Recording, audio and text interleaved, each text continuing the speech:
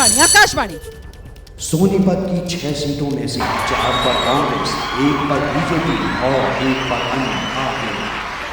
बिल्कुल, तो सोनीपत में भी कांग्रेस ने बढ़त अपनी बनाई हुई है। और लीजिए ये टोटल और आपके साथ पूरी पिक्चर हरियाणा की सियासत की, कुरुक्षेत्र हरियाणा का। और इसमें कांग्रेस 60 पर आप देख रहे हैं, बीजेपी फिलहाल 20 सीटों पर है। एनएलडी के खाते में 2 सीटें जाती हुई, अन्य के खाते में 4 सीटें जाती हुई। पंचकुला जिले की अगर बात की जाए और पंचकुला की सीट, ज्ञानचंद गुप्ता भी अपनी सीट पर पिछड़ रहे हैं। चंद्रमोहन कांग्रेस उम्मीदवार, उन्होंने बढ़त बना ली है। देखिए, मुझे लगता है कि चंद्रमोहन जीत सकते हैं। दूसरा रोमाना जो अभी आप कह रहे थे कि पत्रकारों का हाथ जलाने की बात, आप डराइए मत।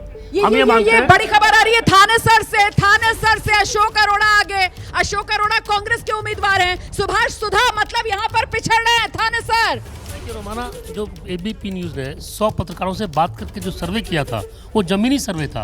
और जो बात कह रहे हैं सब जमीनी पत्रकार कह रहे हैं। जो हाथ जले होंगे वो शायद दिल्ली में बैठ के जो पत्रकार ताली बजाते हैं उनके हाथ जले होंगे। तो मतलब हरियाणा में तस्वीर नहीं बदलने वाली, हरियाणा में यही दिशा रहने वाली। आकाशवाणी।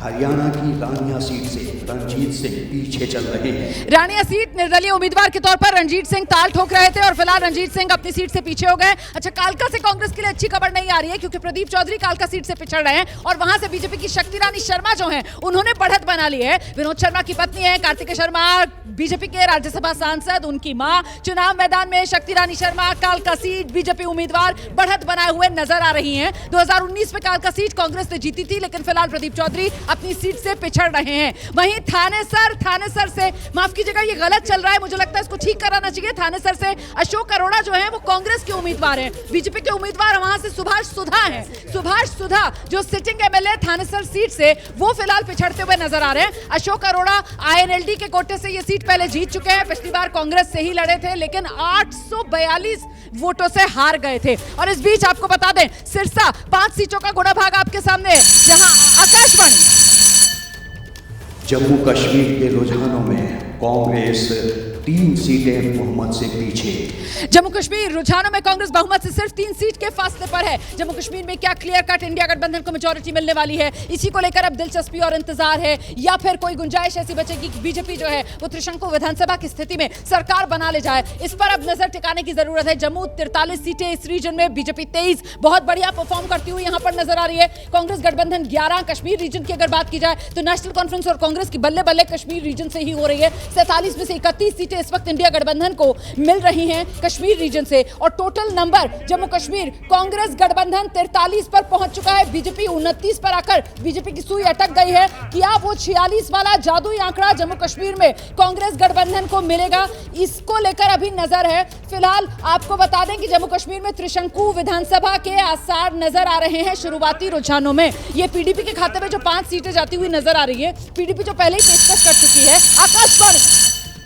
जम्मू कश्मीर की गांदरबल सीट से उमर अब्दुल्ला पीछे चल रहे हैं। गांदरबल सीट से उमर अब्दुल्ला पीछे हो गए। पारंपरिक सीट मतलब वो तैराक जो हैं, यहाँ पर बाजी मारते हुए उमर अब्दुल्ला के मुकाबले पीडीपी वाले नजर आ रहे हैं। देखिए, गांदरबल जो उनकी डायनेस्टिक सीट है, जैसे आपने पहले वर्णन किया, इसलिए सारे का सारा प्रेशर था उनको वहां पे घेरने का। हाँ। आनन फानन में लास्ट मोमेंट्स में उन्होंने बडगाम से त्रिशंकु हो सकती है, बिल्कुल उसी तरफ ये जा रहा है। लेकिन सबसे बड़ा इतिहास होगा, जैसे बीजेपी को 6 सीट की बढ़त दिखाई जा रही है कश्मीर में, अगर एक भी सीट पे बढ़त कामयाब रहती है, जीती जाती है, तो सबसे बड़ा ऐतिहासिक कदम यही होगा इस चुनाव का। बिल्कुल, जम्मू कश्मीर में मामला त्रिशंकु की तरफ बढ़ता हुआ। पंकज जी, हाँ, त्रिशंकु आएगी वहाँ, जैसा मैं शुरू से कह रहा हूँ। तो मतलब बीजेपी सरकार बनाएगी या फिर इंडिया गठबंधन? नहीं, सरकार तो इंडिया गठबंधन की बनेगी। त्रिशंकु में कैसे बनेगी?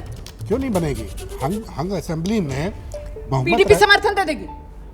पीडीपी समर्थन देगी। पीडीपी समर्थन दे देगी इंडिया गठबंधन को। पंकज जी ये कह रहे हैं त्रिशंकु वाली स्थिति जम्मू कश्मीर में। दिबांग, मैं थोड़ा बच रहा हूँ। मैं ये कह रहा हूँ कि अभी तो बहुत ही शुरुआती ये रुझान है, नतीजे तो हैं ही नहीं, और मुझे लगता है कि स्थिति अभी बदलेगी हरियाणा में भी और वहाँ जम्मू कश्मीर में। बिल्कुल, हम भी इस पर बात कर रहे हैं, लेकिन यहाँ पर ज्यादातर पत्रकार जो है वो ये मानने को तैयार नहीं है कि हरियाणा में स्थिति बदलेगी। कह रहे हैं नहीं, हम तो जमीन से जुड़े हुए पत्रकार हैं, हम तो बता रहे हैं यही नंबर रहने वाला है।